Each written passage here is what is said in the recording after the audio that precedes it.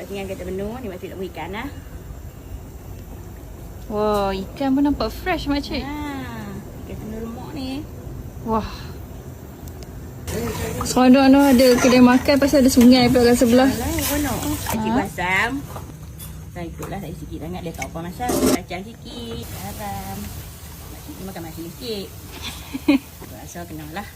Ini beledak dia. Makcik masuk belacan. Sekarang orang tak masuk belacan. Ikan bawang. Lekuih. Macam ni. Nak buat jampak lah. Kelihatan mak dia lagi dah kecil. Dah siap. Tinggal makcik. Tinggal kat menu lah. Buat jampak ni makcik masuk lah hal yang makcik blender tadi ni. Bawang, halia, lada apa tu.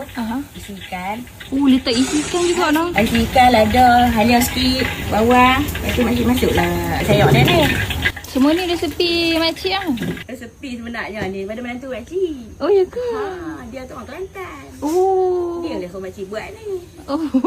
Makcik buat menjadi lah. Dipegang. Yang kerja sini semua anak beranak Mak Azia ke? Anak-anak 20 orang je, ada 3 orang je. Lain-lain tu anak-anak belakang. Dah siap masak lemak. Oh, dusun ni memang lama dah lah. Dusun ni berapa tahun dah? Tak tahu.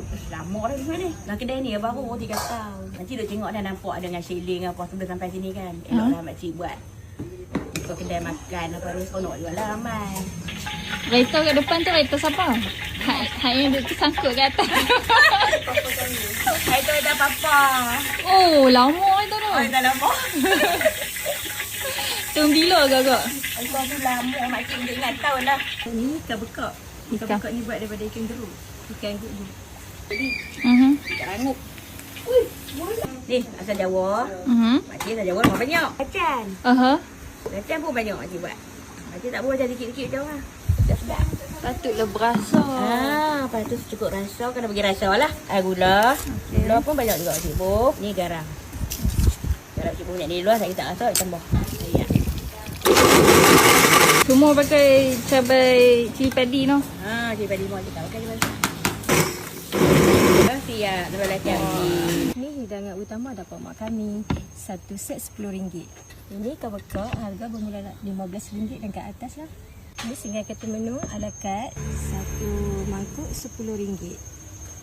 Masak lemak sayur campur. Satu mangkuk RM12. Set ulam sama belacan RM6.